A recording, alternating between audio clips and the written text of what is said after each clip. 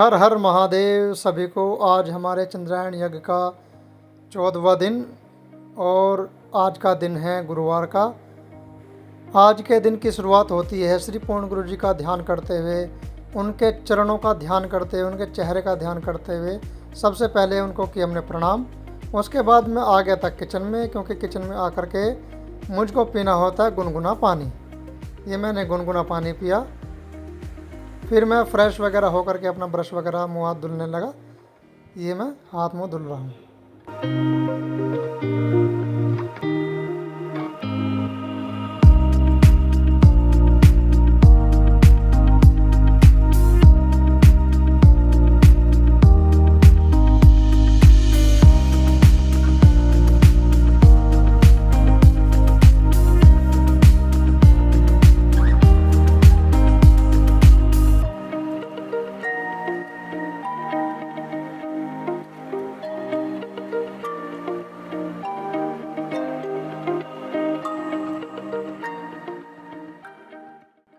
फिर पूरी तरह से तैयार होकर के मैं आ गया था अपने खुले मैदान में, जहाँ पर मेरे को बैठना था और अंत पूजा शुरू करनी थी। तो सबसे पहले मैंने बांध लिया अपने सर पर वाइट कपड़ा, सफ़ेद कपड़ा।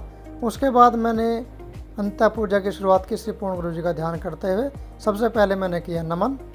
नमन करने के बाद मैंने किया सूर्य नमस्कार, क्योंकि सूर्य नमस्कार करने से मेरी बॉडी को एनर्जी मिलती है। मेरे को बहुत अच्छा लगता है जब मैं सूर्य नमस्कार कर लेता हूँ। सूर्य नमस्कार की प्रक्रिया जो मैं करता हूँ वो मैं करता हूँ डेली 9 बार। ये सूर्य नमस्कार की पूरी प्रक्रिया है, इसमें 12 स्टेप होते हैं। उसके बाद श्री पूर्ण गुरु जी का ध्यान करते हुए मैं बैठ गया था अंत पूजा में। फिर सबसे पहले मैंने किया यजुर्वेद। यजुर्वेद के बाद मैंने किया सामवेद। सामवेद की प्रक्रिया सांभवी मुद्रा के साथ करने की आज मैंने कोशिश की। फिर मैंने किया सुमिरन।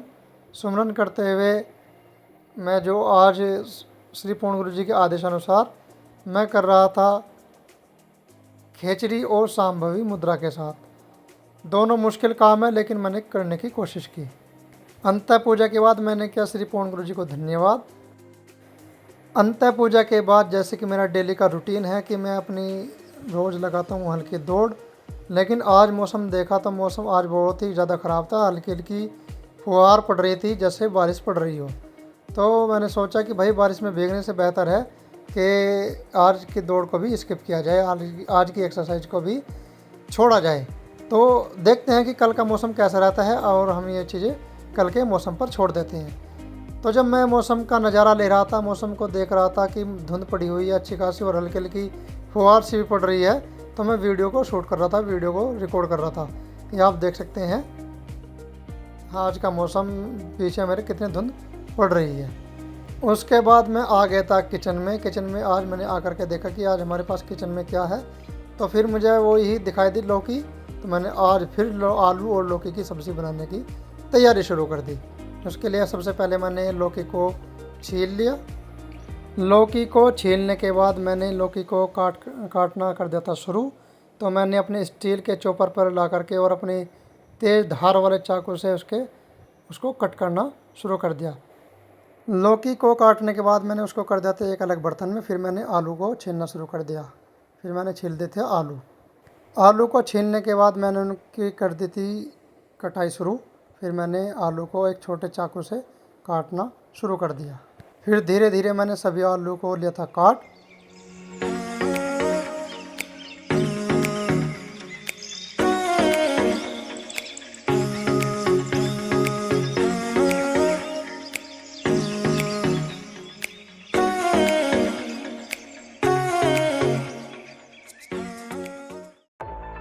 ਹਾਂਜੀ ਵਰਤਮਾਨ ਜੀ, ਸਾਨੂੰ ਗਾਣੇ ਦੇ ਵਿੱਚ ਸੁਣਨ ਨੂੰ ਕੀ ਕੁਝ ਮਿਲ ਸਕਦਾ? ਦੇਖੋ ਜੀ, ਅਸੀਂ ਤਾਂ ਇੱਕ ਗਾਣਾ ਹੀ ਲਿਖਿਆ, ਪਰ ਇਹ ਕਈਆਂ ਦੇ ਜਣਾ ਲਫੇੜੇ ਵਾਂਗੂ। ਸਿੱਧੂ ਮੂਸੇਵਾਲਾ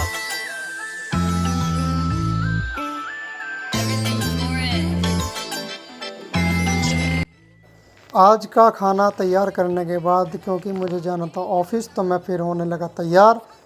तैयार होने के लिए आज मैंने देखा कि आज मुझे कैसा आउटफिट पहनना चाहिए, तो आज मैंने फॉर्मल आउटफिट पहना। फॉर्मल आउटफिट पहनने के बाद फिर मैंने बांध लिया था अपने सर पर कपड़ा। सिर पर कपड़ा बांधने के बाद मैं बैठ गया था भोजन के लिए, तो लेके श्री पूर्ण गुरु जी का नाम मैंने किया भोजन स्टार्ट। तो जैसे मैं भोजन कर रहा था तो मैं भोजन किया। भोजन करने के बाद क्योंकि मुझे जाना था अपने ऑफिस, तो मैंने अपने बाइक यानी धन्नो को मैंने किया अपनी स्टार्ट। और धन्नो को स्टार्ट करने के लिए फिर मैं उस पर थोड़ा सा मारने लगा कपड़ा, क्योंकि अपनी ही बाइक है तो कपड़ा मारना भी ज़रूरी होता है।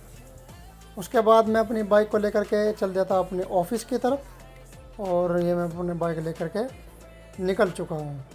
तो ये मैं बाइक लेकर के अपनी निकल चुका था अपने ऑफिस की तरफ। ऑफिस जैसे ही मैं घर से बाहर निकला तो मैंने रास्ते में सोचा कि यार क्यों ना छोटी सी एक वीडियो बनाई जाए। और क्योंकि सुबह सुबह का नज़ारा है, हल्की घटा छाई हुई है और बारिश का मौसम बना हुआ है, तो गांव की हरियाली को देखते हुए मैंने वीडियो बनाने का फैसला किया।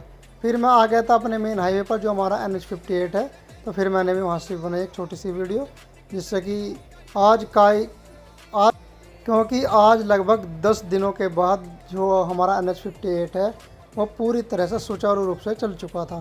उसके बाद मैं पहुंच गया था अपने ऑफिस में जा कर के मैंने अपने जो बॉस है मैंने उनको किया प्रणाम, और मैं अपने सिस्टम पर आ गया, अपने PC पर आ गया। फिर देखा तो आज मेरा सिस्टम थोड़ा सा PC दिक्कत कर रहा था, तो मैंने इसको खोल करके इसमें थोड़ा सा साफ़ सफाई करके इसको चालू कर दिया, तो मेरा PC चालू हो गया था। फिर मैंने अपने सिस्टम पर बैठकर PC में बैठकर मैंने कई घंटे काम किया, और मैं आज जो मेरे पास किसान आ रहे थे उनको भी मैंने डील करते हुए उनकी समस्याओं का समाधान किया। आज पूरे दिन ऑफिस में व्यस्त रहने के बाद, बहुत सारा काम निपटाने के बाद, घंटों बैठने के बाद फिर मैं निकल चुका था अपने बाहर ऑफिस से, क्योंकि अब हो चुका था छुट्टी का समय। तो फिर मैं निकल गया था अपने घर की ओर। घर की ओर जाते समय मैंने जो आज का मौसम का नज़ारा था उसके नज़ारे का आनंद लेते हुए अपनी बाइक से यानी कि धन्नो से मैं जा रहा था धीरे धीरे, और धीरे धीरे चलते हुए मैं वीडियो भी बना रहा था। फिर कुछ समय बाइक चलाने के बाद मैं पहुंच गया था खतौली, क्योंकि खतौली में आज थोड़ा सा मुझे काम था। तो खतौली में यहाँ पर मैं आया था, और यहाँ काम निपटाने के बाद फिर मैं निकल चुका था अपने घर की ओर जो मेरा NH58 है। फिर उस रोड पर मैं चढ़ने की तैयारी कर चुका था। तो ये हमारा NH58 है और मेन हाईवे है।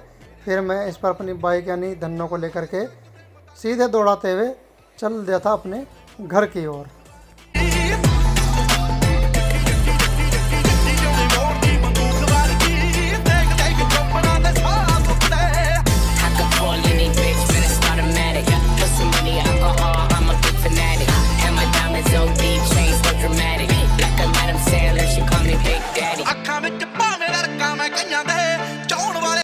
घर जाने के बाद खाना वगैरह खाने के बाद हम दोनों भाई निकल चुके थे किसी काम से बाहर, क्योंकि हम दोनों भाइयों को जाना था मार्केट में, क्योंकि वहाँ से लेना था कुछ किराने वगैरह का सामान।